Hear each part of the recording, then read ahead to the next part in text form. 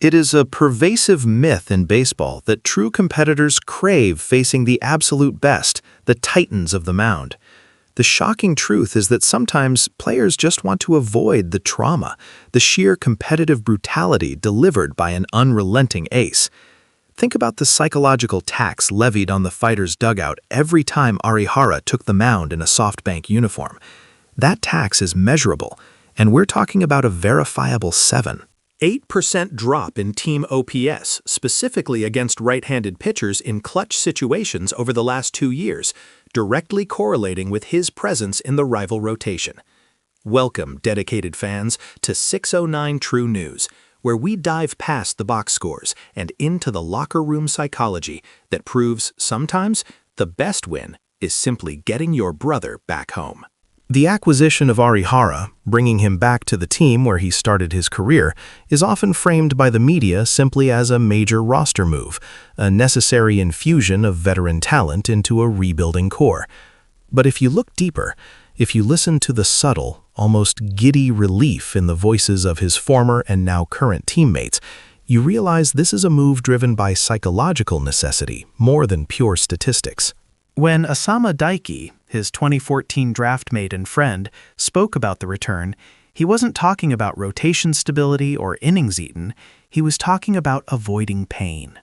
Happy, extremely happy, Asama said, his relief palpable even through the screen. I truly didn't think we could play on the same team again after all this time.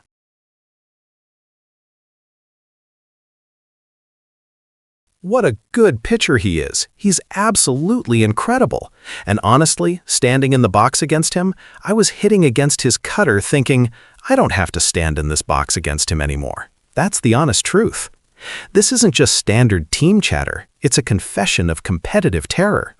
Arihara, the 2-time consecutive wins leader for SoftBank, had transformed from a trusted ally into a nightmare on the mound, and the fighters are buying back their sanity.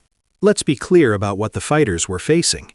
When Arihara pitches, he is more than just a right-hander with decent stuff. He is a predator. We need to focus on the technical assessment offered by analysts who have watched him dismantle the fighter's order time and time again. As the veteran scout Kenjiro Kuroda once observed during Arihara's dominant run with SoftBank, they talk about his velocity, but Arihara's real weapon is his psychological escalation. When he gets a runner on second, the spin rate on his splitter doesn't just increase, it feels like he's channeling pure aggression. He's the type who will flat out roar at his own teammates if they misfield a ball, let alone the batter. Asama wasn't joking when he said Arihara barks at them. This competitive intensity, this innate ability to shift into a terrifying fifth gear when the pressure mounts, is what elevates him. Look at the numbers. Arihara's career ERA sits respectably at 2.95. But specifically when facing the fighters with runners in scoring position over the past 2 seasons, that number plummets to a nearly unhittable 1.88. He didn't just shut them down, he broke their spirit. That's the kind of talent that changes a clubhouse atmosphere the moment he walks back in.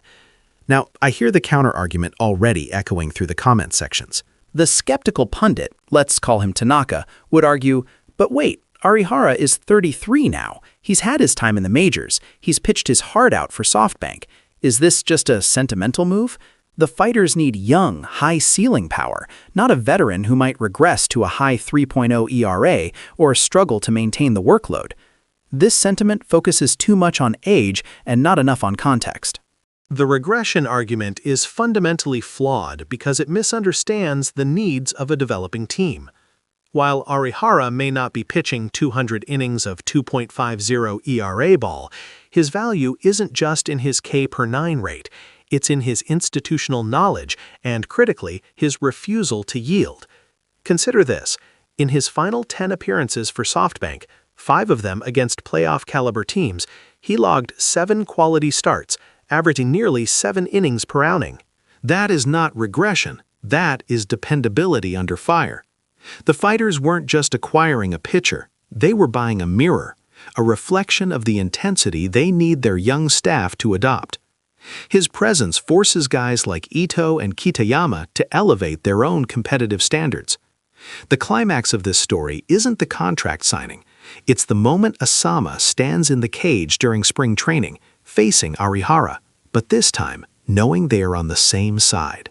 The competitive energy that used to drain the fighter's dugout is now concentrated, focused, and directed outward. The plot twist here, the fundamental shift that resolves the open loop we started with, is recognizing that the 7.8% statistical gain in offensive performance we cited earlier wasn't due to the fighters suddenly becoming better hitters. It was the direct result of removing the psychological ceiling that Arihara placed on them as an opponent. They can breathe now. They can hit with aggression because they aren't waiting for the inevitable late-inning gear shift from their former friend, the Predator. The value of this signing is not found in the pitching statistics, but in the collective sigh of relief emanating from the entire hitting roster. It's a culture shift, a psychological victory that frees up Asama and the rest of the lineup to unlock their true potential. The return of Arihara signals not just the reinforcement of the pitching staff, but the quiet, profound end of an era of competitive trauma for the Nippon Ham fighters. The war is over, and the general has come home. The return of Arihara is more than a signing. It's a culture shift, a psychological victory for the dugout. We've talked about the terror and the relief, but what do you think is Arihara's biggest immediate impact? Will his aggression galvanize the young pitching staff, or will his veteran status allow the hitters to relax too much? Let us know in the comments below. Don't forget to like, share, and subscribe to 609 True News for the deepest dives into Japanese baseball.